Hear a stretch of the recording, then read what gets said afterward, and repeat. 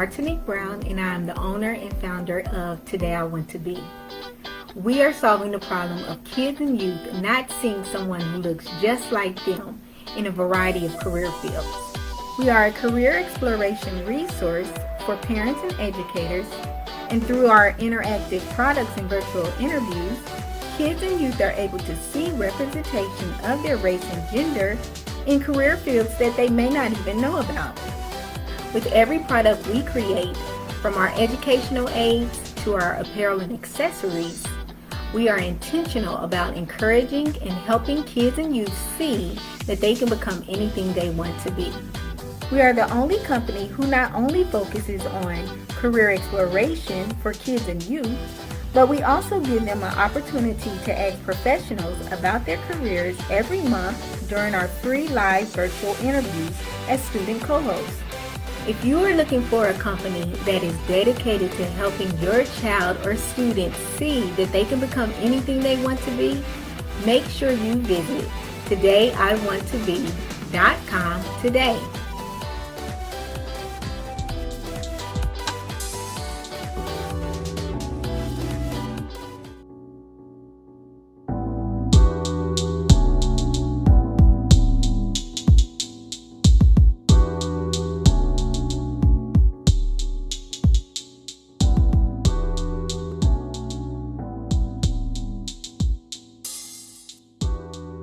Calling all authors and publishers.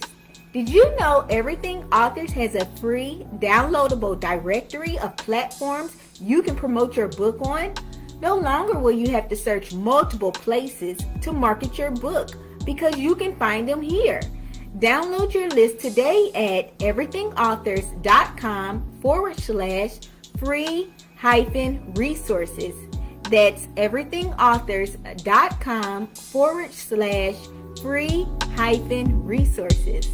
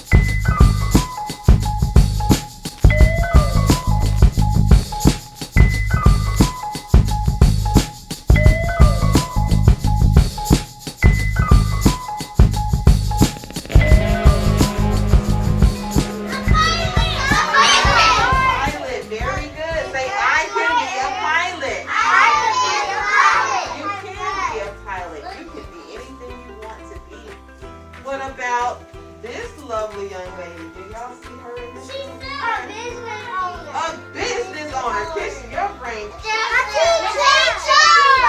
be a teacher like Miss Joseph. Very good. I see. Or you could be, who remembers? Say, I can be a social worker. Yes, a social worker.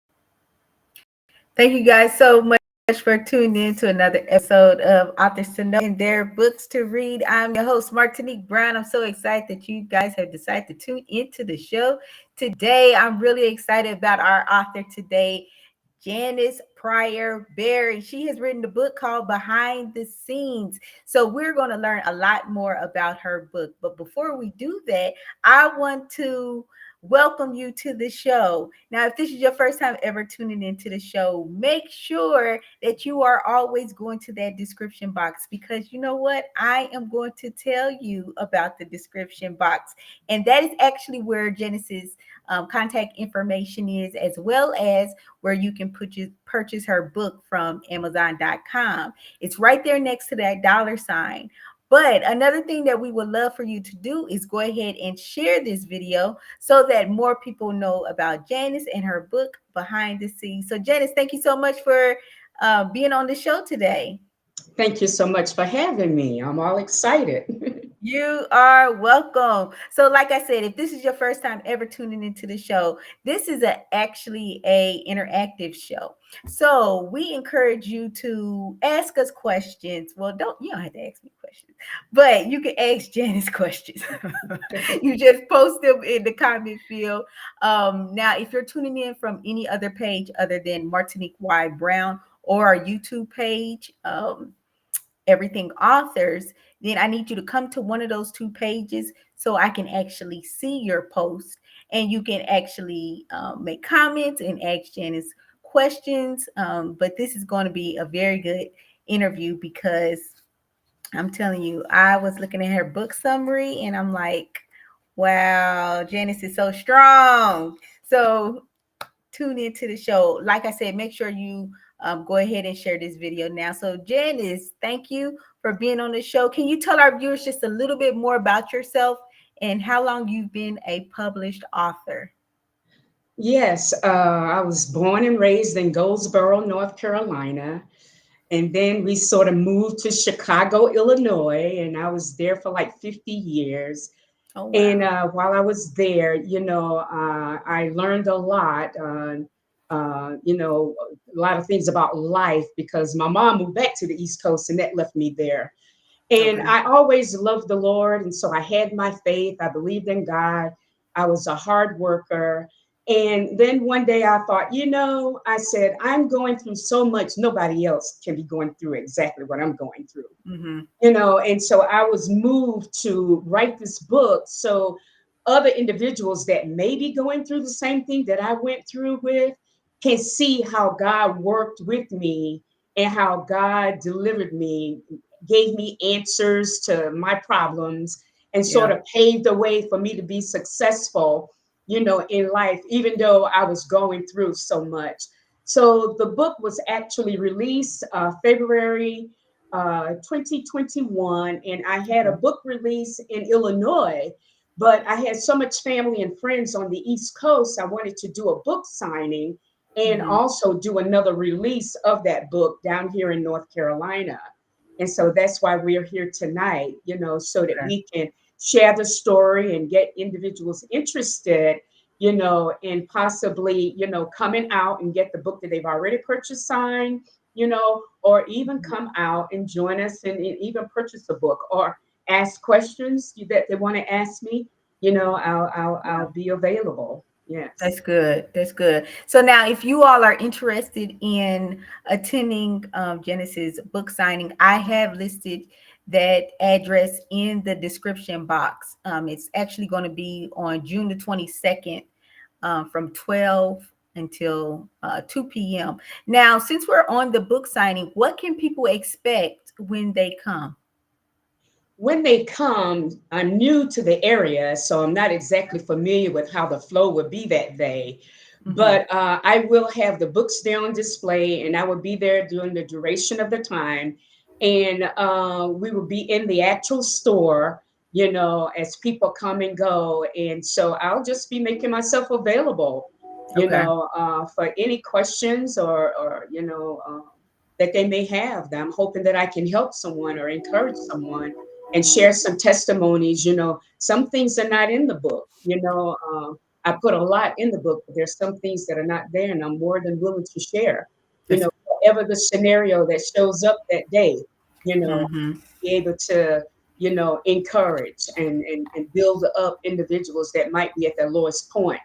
Yeah. Because I did find out that even though I thought I was the oddball out and nobody in the world was going through what I was going through or experienced it, I did Yeah. find out that there were so many other women that read the book that went through similar things that I went through as well, Mm-hmm. with different outcomes even.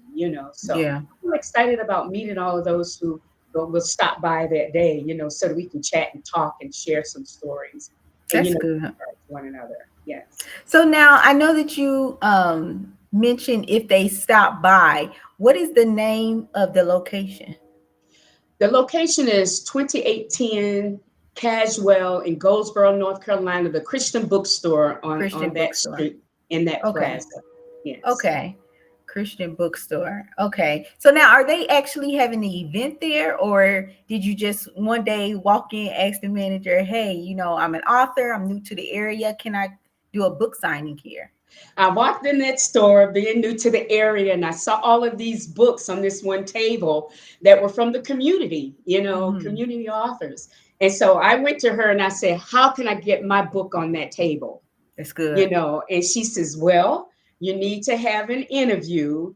And then she gave me a date that day. No, I went Wow. back and then she gave me a date, of June 22nd and Mm-hmm. told me, what I needed to do. And she gave me a 2-hour window to come in, and to be able to host the book signing and or the sales of my book. So that was That, really nice. Yeah. I think that that's awesome that, you took the initiative to talk to them, and you saw, other people's book, and you like, why can't my book be on there? Right. But I think that that's really great. That you're going to have the book signing there. Now, I know that you said that you're new to the area. What made you move from Illinois? I was born and raised in Goldsboro, North Carolina. And Okay. in high school, my mother moved us all, to Chicago. And Okay. then when she moved back, I got married, not thinking, I can't leave with my mom. I'm married now. I got to stay here in Chicago. So I Mhm. stayed in Chicago and built not for profit organizations, being a philanthropist, helping people in the community. And we bought a home and we had children. And Mhm. so even though I was going through a lot, I didn't want to hear my mom say, I told you so. So I Mhm. sort of toughed it out and tried to make it work, and tried to act like I was okay, Yeah. trusting God and listen to the seniors saying, hang in there, baby.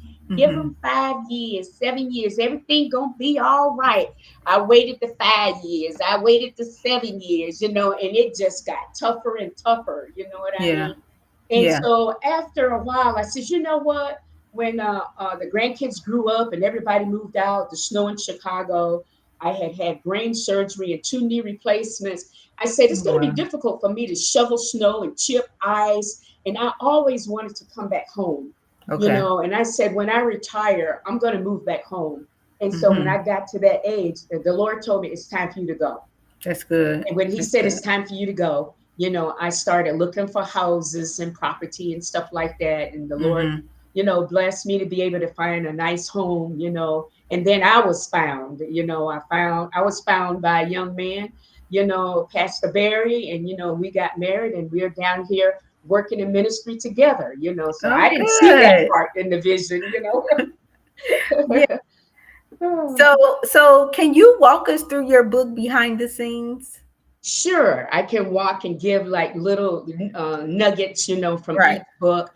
I wanted to give a little foundation first to identify that I was born in Goldsboro, North Carolina, and so as a child, I talked about, how the family had to work in the tobacco fields every day, and I talked about my first haircut. My cousin, he must have been about 2 or 3, and I cut a big plug out of his head. Trying Mhm. to be a barber. I might have been like 4. What am I doing with scissors? Yeah. And so when they came home, of course, that I really got a little spanking, for cutting his hair. But living in the country, I talked about, how we cleaned the silver in the sand, and it came out so shiny and so bright, and how we had Uh-huh. to walk, down the road and go get the milk from my grandmother, and I was afraid of the cows and everything, and it was just very interesting. One day, my grandpapa, the sow got out the pen, and he was chasing the sow around the pen and passed out. Everybody Uh, was trying to help him catch the sow, that got out. And I talked about the property that we lived in. We had no closets, we had no bathrooms, and so slop jars were used for the bathroom. And then they hung the clothes up in the corner of the rooms and covered it with a sheet, to try to okay. make the room look nice. It was a lot of us sleeping in one room, and how they had to make a fire in the stove and make hot biscuits and, got up every day and did that, and Mhm. how we put in tobacco, and they would bring the tobacco to the house, and they would have to get it ready to take it to the market. So they had to make bundles and wrap it up, nice Okay. bundles and prepare it for the market, and then we were living like way down in the country, where you didn't have like neighbors next door. So one day we looked up, we moved to Goldsboro, right on Slaughter Street, Mhm. and the big pink house across the street from the church, And so we all moved in the same house, and then it got crowded. And my mom is like, we need to get out of here. But while we Mhm. lived in that house, one morning I woke up and there was food on the floor. We had some family members, from Philadelphia. They worked at the barbecue place. I think it was Scott's Barbecue. And they put the food on the floor. So when I got up to go to school that morning, I told my cousins and my sisters, don't eat that food because it's got poison in it. I didn't really know. It must have been the Holy Spirit that had me say it. But when I Mhm. went to school and got home that day, my sisters, they were sick in the hospital, and my cousin was there saying he didn't eat any of the food. And they sent me to the store to get a Pepsi, and I brought it back, and they gave him one sip, and then he just was stiff as a board. And my mom had to catch a cab to get him to the hospital, you know. So we almost lost two of my sisters and my cousin while we lived on Slaughter Street, you know, because the people put rat poison on the food with kids in the house and left it on the floor. Why? Why did they do If you that? wake up as a kid and you see fried chicken and barbecue, you're not thinking anything is wrong with it, you know.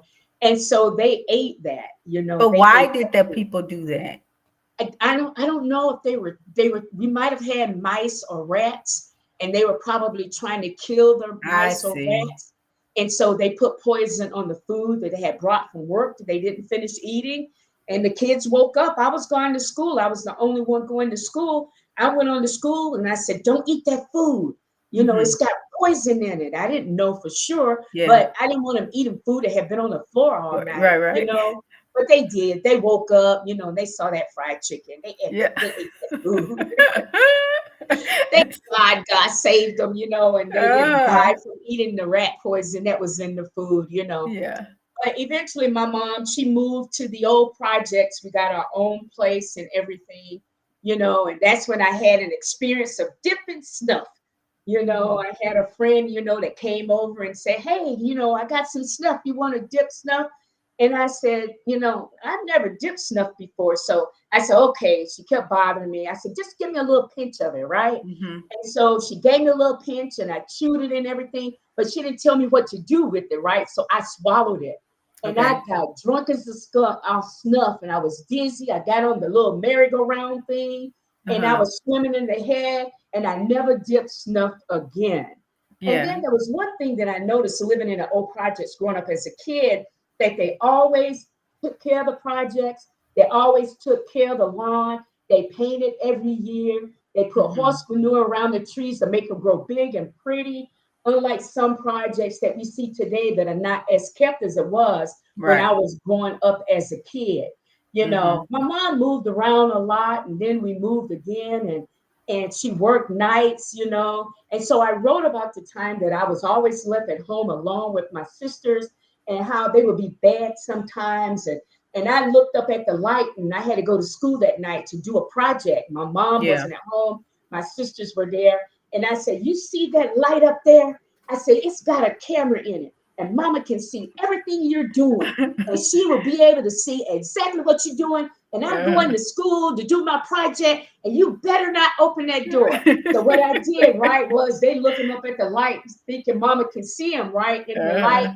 And so I ran to school, which was Eastern Elementary. I was like a block or two away from the school, you know. Uh-huh. And so guess what? I'm thinking they're gonna call me. I'm gonna do my project. I'm gonna make it back home, right? And so I was like one of the last ones they called. And I'm Uh-huh. sitting there thinking, like, you know, I left my sisters at home. I told them not to open the door. My mom is not there, you know. And then when I got ready to come home, it was pitch black. I couldn't see anything. I was afraid. I was walking fast and looking over my shoulder, trying to get home. And when I got home, my mom had beat me home. My sisters had opened the door. They were laying on the floor crying and screaming. And boy, I got another beating because I left those girls at home by themselves. Thank Okay. God nothing happened to them, you know, Right. because, you know, it was important for me to get that grade, you know, Right. and everything. And so I was just trying to make sure I run and do my little project so I could get my grade, you know, Mhm. but it was not a good decision. Then after I wrote, I was like, why didn't you take your sisters with you? Yeah, You know, yeah. why did you leave them at home by themselves, you know? And, you know, I was Right. carrying all my stuff, you know, so that I could do my Mhm. display, you know. And then when we lived in that house, you know, my mom had got a new boyfriend, you know, and so we had to be on our best behavior. You know, we got company coming over. She had Right. cooked supper and everything. And so we were sitting down, and the biscuits were right in front of me, right? And so I Mhm. reached in front of me and I got a biscuit, right? And I got the biscuit and put it on my plate. And my mom said, what are you supposed to say? And I said, excuse me, biscuit, because I didn't reach in front of anybody. Yeah. I just said, excuse me, biscuit, because I didn't cross over anybody's plate. It was Right. right in front of me. You know, what did I say that for? Boy, when her new boyfriend left, I was tap dancing all over the floor, but she was stinging my legs with that switch because I said, "Excuse me, biscuit." That is so funny. So now I actually see that Deborah King is tuning in. She said hello. Also, we have Stella is tuning in. Hello, Stella. Thank you so Hello, much for Stella. tuning into the show. Make sure you guys go ahead and share this video now. If you're just now tuning in, you are watching authors to know in their books to read. And I have Janice Pryor Beary here. She's talking to us a lot more about her book, Behind the Scenes. So also give us a virtual shout out. We will not bite you. So I know that your book actually discusses experience that involve family members and friends. Did you have to give them a heads up that they may read stories about themselves in the book? I reached out to my publisher and he Mhm. said, as long as I keep the story about me and not about them, that I really didn't have to because it's my story, Okay. and so I didn't have to, but I did. I reached out and let a few of them know, except for the kids, they already know it's basically my family, Hmm. but the others that sort of positively impacted my life, I did let them know, that they were honorably mentioned in my book and they were all excited, that I thought well enough about them to mention them in my book. So for Hmm. some I didn't, but for others I felt it would be nice to go ahead and let them know, Okay. that I put them in the book, so they were excited about it and everything. Hmm. And my children didn't really know the things that mom went through until after they read the book, Oh because wow. mama's business was mama's business. Hmm. So sometimes we share too much information with children, but I'm not that way. I kept it to myself, and they found out. They was like, wow, mom, you went through a lot. So I was glad that I was able to share this story so that they can see, how the Lord took care of us through everything we went through. Right. Right.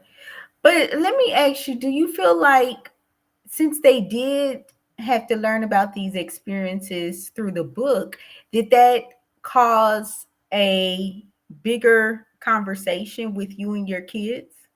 It did, because my daughter, she was like, oh, she said, oh, mom, she said, I just thought dad was crazy. She said, I didn't know that he was on drugs because I never said anything about that.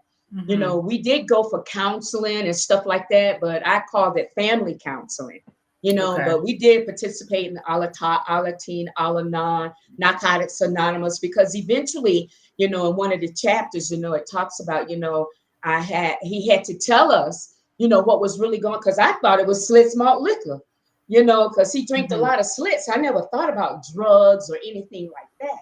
Okay. And so on the job said, hey, we want to help you. But in order to help you, you got to go to Alcoholics Anonymous and whatever they Mm. recommend you do. And one of the steps was that he had to tell me, and that's when I found out that it was a Slits malt liquor. One time he crashed the car, another time he came home and his arm was slashed open. And I thought he had peed in the bed. I said, oh, the bed is wet, and so I got up and I saw it was blood where he had fallen in the parking lot and sliced his arm open and just came home and Woo! fell in the bed, and so it was stuff like that even I didn't know he was on drugs. I thought he was just drinking too much and that it was alcohol or beer, Hmm. so when he told us, we were all, and when my kids found out in the book, they was like, they just thought that dad was crazy. They didn't realize that he had a problem, you know Hmm. and they didn't Hmm. realize that because of the problem that I was going through a lot that they didn't even know about, and stuff. So yes, my grandson even recommended that, because I did it like based on addresses where we lived and moved, to go back and delve in a little more at each address and have subsets of this book, so thinking Okay. about that, Okay. adding a little Okay. bit more detail. Oh wow. Okay. So shout out to Keith Newell. He says Hi, hello. Keith. Hey Keith. Keith, make sure you go ahead and share this video now so that more people know about Behind the Scenes, the book. How long were you two together? We were together about 16 years. Oh, wow. Yeah, 16 years. I got a divorce, but he still wouldn't leave and get out the house, and stuff like that. And so we were together about 16 years. And then it got to the point that the baby girl was throwing up every time he left, because then she wasn't like born doing the big drug thing. I had her, she was the last one. And the Okay. other two had gone through so much. When I saw her getting sick and throwing up and nervous about dad and what he was doing, I says, Hmm. this is enough. The other two kids have already been traumatized and went through so much already. Yeah. I don't want this one to have that experience, of Hmm. dad, trying to do what he needed to do to go and get drugs and stuff like that. So I made a decision that whether you want to or not, you have to go. So Hmm. he was working for the Salvation Army. They had a program in Kansas City. And so that's how I was able to get him out and keep him out, because he had to go to Kansas City for a year program. Okay. And I had to make up my mind, that we needed some peace and we needed to heal, and it's very difficult when you got to sleep with your purse and the car is Mm. stolen, computers are stolen, because of the disease of alcohol and drug abuse, Yeah. So yeah, so and that was when I made up my mind. When Monique was in elementary school, the baby girl, I said, this is enough, she's throwing up and stuff, being sick by what she's experiencing. And I said, I didn't want that to happen, Hmm. to her. We've already been negatively impacted. I had a nervous stomach, and Yeah. the other two kids were fighting, it was just dysfunctional family, Hmm. Yeah. I wonder though. So I know that you said that he was in some type of counseling. Um did he ever stop taking drugs altogether? Yes, he went to every program it was on the south side of Chicago. Okay. And he got in one program at Ingalls Hospital. They had an in care program where he stayed there in their program. And he was sober for about 2 years. I was very supportive, wanted to make Okay. sure I was there for him. So I still went with him, even I couldn't go in, I still went. And then one day, after 2 years of sobriety and drug free, a cousin came over with a new car and said, come on, man, come Mm. on, take a ride with me in my new car. Okay. But when he came back, 2 years was gone down the drain, and he was Oh. crying and asking me to pray for him and everything. And so I did, but it was tough, for him to try to get back. And so after that, that's when he moved out of state to change the people, places, stuff Hmm. like that, to try to get away. So but So, he did have 2 good years where he was sober. yeah, I mean that's awesome because before you get to 3 years, you got to hit 2 years first. Yes, Um, right. but I do want to tell our viewers, thank you so much for tuning in. You can actually learn more about Janice's book behind the scenes right there at the dollar sign in the description box. Click on that link and it's going to direct you to Amazon.com, specifically where you can purchase her book at. Read the book summary and you will be able to learn a lot more about her book as well. Make sure you give us a virtual shout out. Let us know you are in the house. But I do have a question for you. I know that you were saying that you grew up in the church, and at that time, though, were you a Christian? Yes, I was sort of like born in the faith. Okay. So from a kid on growing up, we were always in church and we always participated in the programs. And our grandmother's the one that instilled salvation into us, and taught Okay. us about the Lord. And there was a period of time my mom moved to Chicago first, and my auntie moved to Baltimore. So our granny had six of us that she raised together, Oh because wow. our mothers was trying to find a better life for us. And so we were all like born in the faith from the time that we were born up. Like I mentioned in the book that I wanted to do tap, but I couldn't do tap because I was told that it was a sin, What and is tap? Like tap dancing? tap dancing. Uh-huh. Okay. Yeah, I love to dance. They used to call me out on the porch. Come on, fake girl, do Okay. your thing. I was a little girl doing the twist, breaking it all down, to the back, Uh, bending all back, and everything. Every time yeah. we get together, they call me on the porch because I enjoyed dancing. But she said dancing was a sin, so I was like, Mhm. okay, Mother Pearlie, so I didn't get to go tap dancing. Yeah. Yeah. Now you can tap dance. We'll give you That's permission. right, I'm free. Uh-huh. So shout out to Taekwon. He said this is a great testimony, and he's going to purchase a couple of books. Thank you so much, Thank you. Taekwon. Thank you. Also, shout out to Jonathan. He said Jonathan Positive Force Gilbert. He says hello. Hello, Um, Jonathan. but let me ask you this: with someone that grew up in the faith, knows who Jesus Christ is, why do you feel like you stayed in that type of relationship for so long? I stayed in that relationship so long because initially, when we were growing up, we were told that God didn't honor divorce. So I didn't think I could get a divorce, Okay. and like I told you, the older people was talking about, hang in there, baby. It's going to Mm-hmm. get better by and by. Just hang in there. So Mm-hmm. I was trying to hang in there. You know what I mean? But it was getting worse to a point he tried to kill me a couple of times, which I mentioned in the book, Mm-hmm. and he was choking me and strangling me. And so happened my son was standing there who couldn't have been no more than like 3 or 4 with a butcher knife, probably trying to say, I want to save my mama, but I don't want to kill my daddy.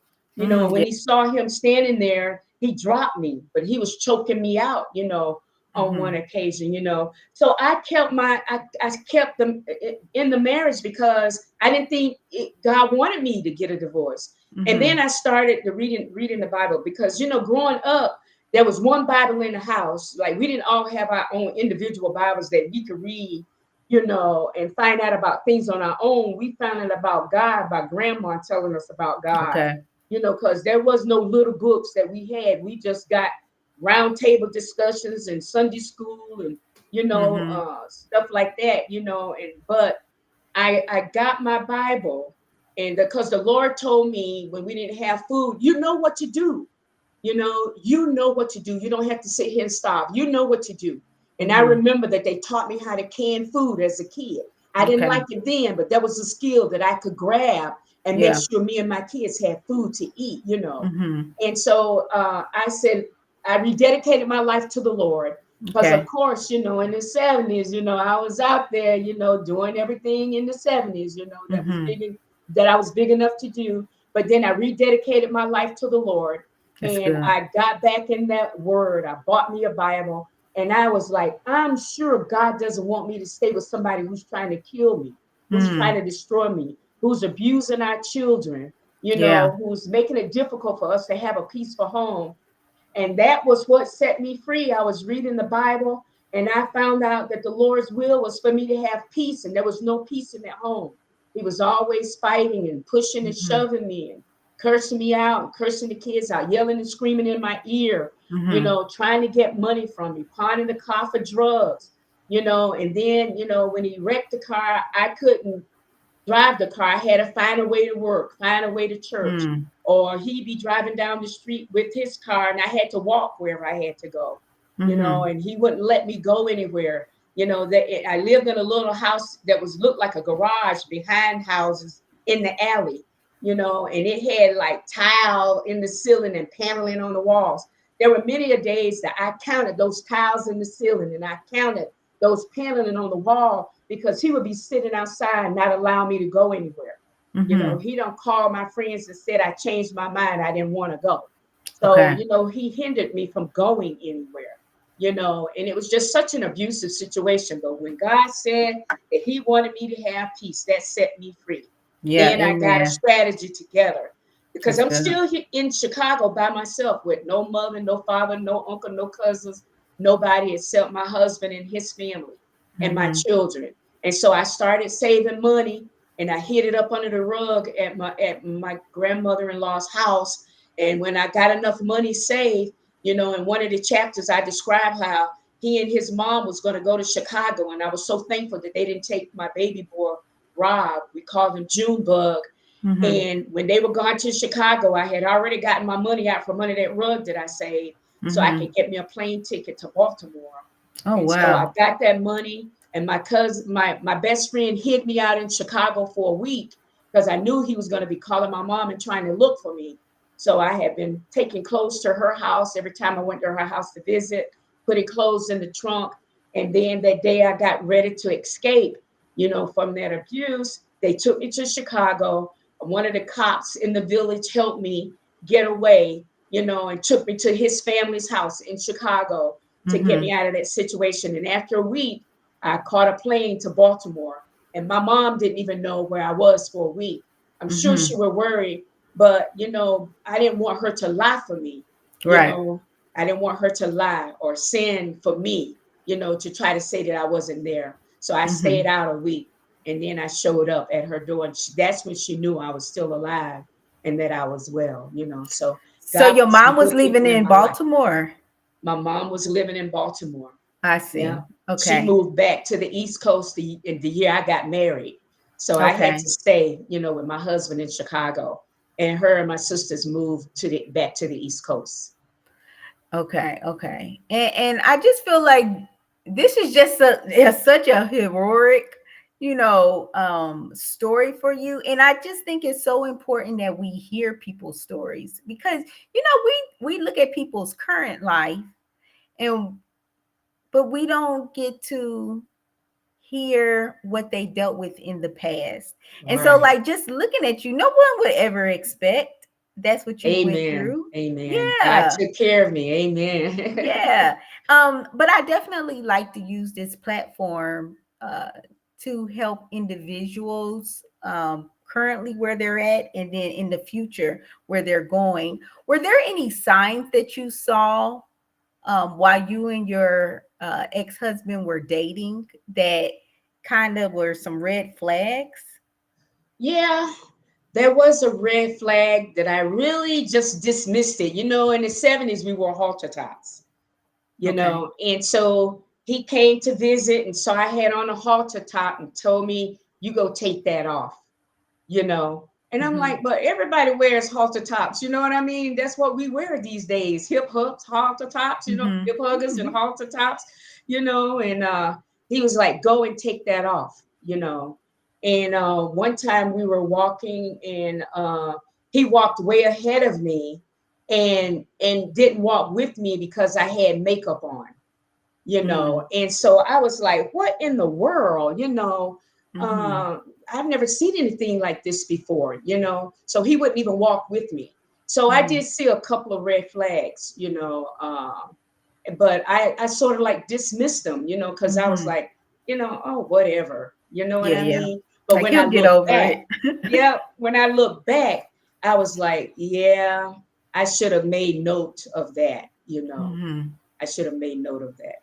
So, what would you say to individuals who are currently in abusive relationships? And when we say abusive, we don't just mean physical, but it can be verbal as well. So, what would you Yeah, say it to could those be people? mental, verbal, even spiritual, you know what I Mm-hmm. mean? And physical, so many different types. And I experienced all of them, you Mm-hmm. know what I mean? I would say there is a level of abuse with counseling and care and conversation and working things out. You can work things out, but when it Mm-hmm. gets to a point that your life is threatened and you have been abused mentally, spiritually, and physically, then you need to think about yourself and your safety and Mm-hmm. your children and their safety. Mm-hmm. Because my girlfriend's daughter was filing for a divorce. Her husband was a policeman, and she was an educator. And one Mm-hmm. day, they agreed to get the divorce and everything. One day, he went to her place of employment, and he killed her and left two Woo! children. So you would think, like, if you agreed to get a divorce, why would you want to kill her? Mm-hmm. So it depends on the severity. I would not advise no man, because they get abused too, and no Mm-hmm. woman to stay in an abusive relationship to the point that somebody's trying to kill you, beat Yeah. you down, hurt you, hurt your children. Mm-hmm. I would say you need to get out and get to a shelter for those that are Mm-hmm. abused so that you can be protected and so that they can sort of keep you safe, until they can come up with a plan for you to be able to move on with your life. Mm-hmm. Mm-hmm. So I would never advise for anyone to stay in an abusive relationship, That's good. That's good. because it just gets worse. If you don't do anything about it, it gets worse. And mine got really worse. Mm-hmm. It's just really bad. So Mm-hmm. I thank God that I knew a higher power, that I could tell all my problems to. And I wrote a poem titled "The Tears on My Pillow," and it Mm-hmm. walls could talk, because there were many a nights I was crying, trying to figure out what could I do, to keep myself safe and to keep my children safe. Mm-hmm. One night, the Holy Spirit told me to get up now and get out. And it was like Mm-hmm. an audible voice. I got up and I grabbed my kids, and they laughed at me because I grabbed the microwave. But he was pawning everything for drugs, and they were like $400. I Mm-hmm. rolled around trying to find a hotel for me and my kids to live in, because the Lord told me to get up now and get out. Mm-hmm. And I got up, but I stayed up at the window all night. I was afraid he was going to find me, Mm-hmm. that he was going to see my car. I thought he was going to look for me, at the hotels, and my kids were in bed. And I stayed up all night watching over my children Yeah. because I was afraid he was going to find me. And then later Mm-hmm. I found out that he was really acting weird that night, playing love songs in my ear with the radio. And I was tired. And I said, I'm tired, I just need Mm-hmm. some rest. And he kept putting the radio in my ear with all these love songs. And then his cousin who lived downstairs said that night he had came down and said he was going to heat up an iron and put it to my face. And that's why the What? Lord told me to get up now and get out. And when he went That is downstairs, I crazy. grabbed my kids, I threw them in the car, and we got out of there. I didn't know what the danger was, but the tone of the Lord's voice speaking to me, I knew he needed me to get up and get out now, Mm-hmm. Mm-hmm. and so abuse is just not necessary to me. If you're not getting along and you just can't make it, just leave. Just to Yeah. agree to disagree. It's not working, and just Mm-hmm. leave. Mm-hmm. Don't beat each other up or try to hurt one another. There are millions of people out there that you can find that could be compatible to you. Yeah. Don't hurt your wife, don't hurt your husband, don't hurt your Mm-hmm. children. Children are a result of the abuse. You take it out on the kids, then Mm-hmm. they're abused. you Right. know. Right. So I would say keep yourself in a safe place. If it's Yeah. getting to a type of abuse where things are happening to you, and you're not being treated right, and you feel your life is in danger, your children's life is in danger, you got to sleep with one eye open, you need to get up and get out. Amen. That would be my Amen. advice to anyone Amen. who's going through any type of abuse. Get up Amen. and get out. Yes. Amen. Shout out to Janice Minor. She said, "Hello, my Hi, sister." sister. She said, "I did not know. She didn't know this, and she said she loves you." I love you too. I love you too.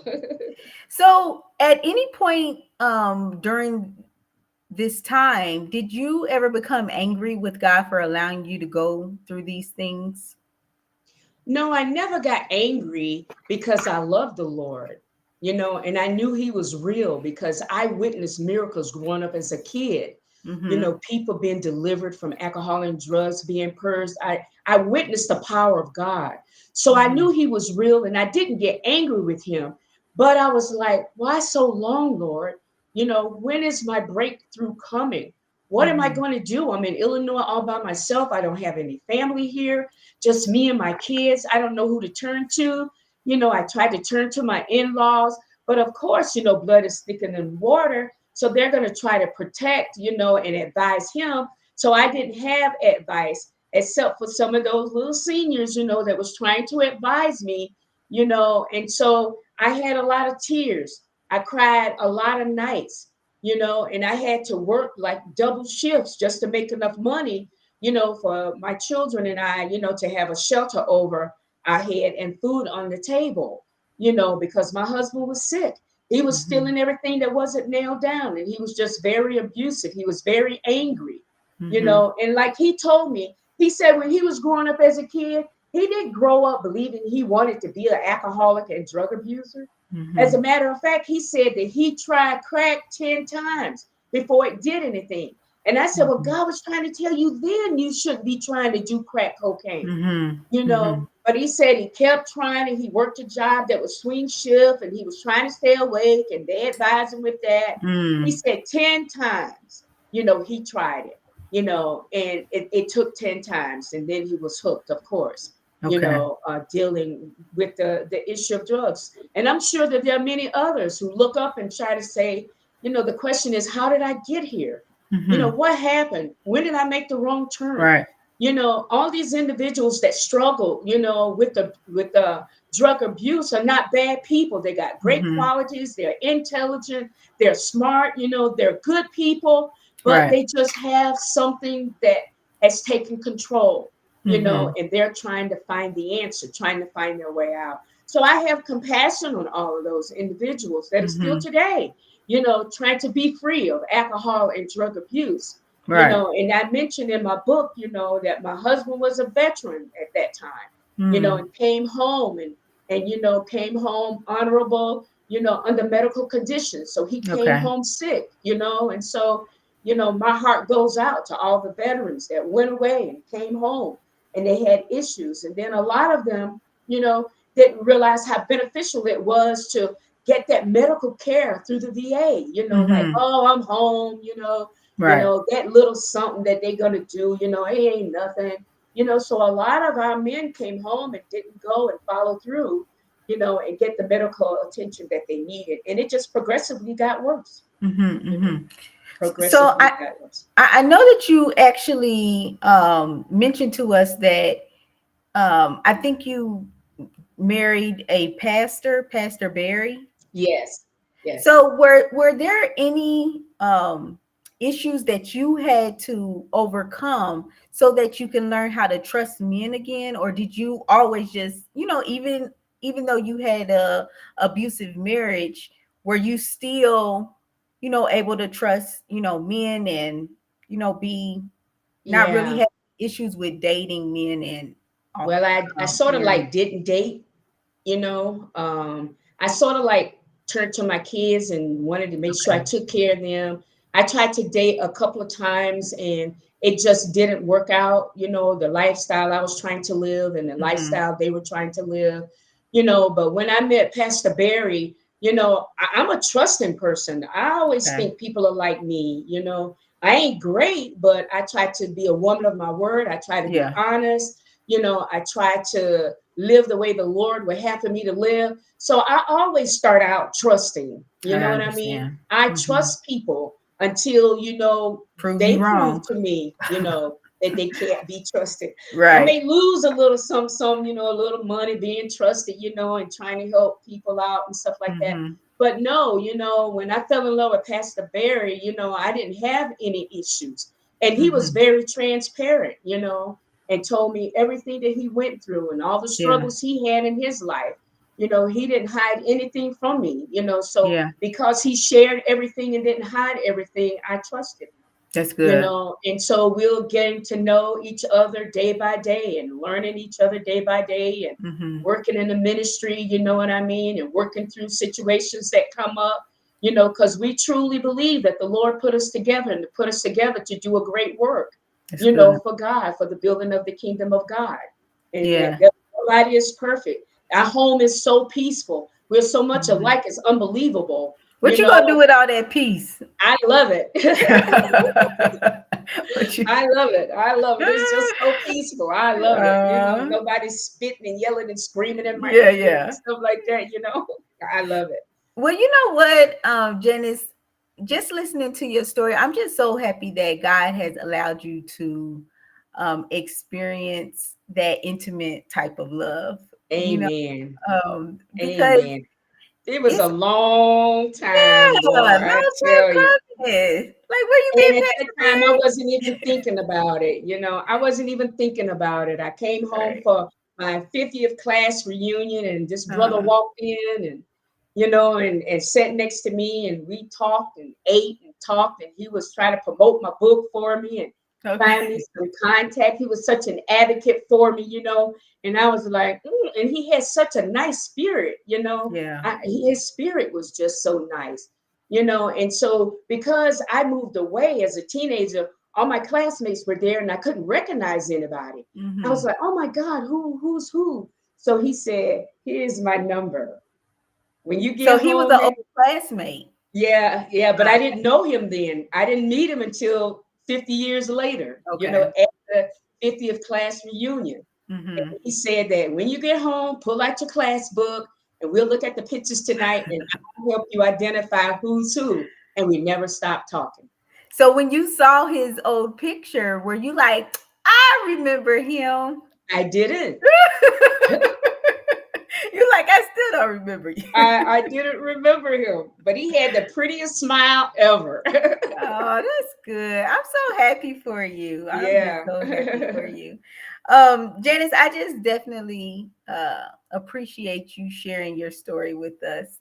I appreciate your boldness and just your transparency in your book and your ability to just continue to trust God through all of this because like Taekwon was saying, this is definitely a testimony. If you're interested in purchasing Janice's book, make sure you go to that description box, and right there next to the dollar sign is actually the book purchasing link. It's going to direct you to Amazon.com. Now, you all can actually stay in contact with Janice through her email, and that's also in that description box. Like we were talking about a little bit earlier, Janice actually has a book signing coming up on June 22nd from 12 p.m. until 2 p.m.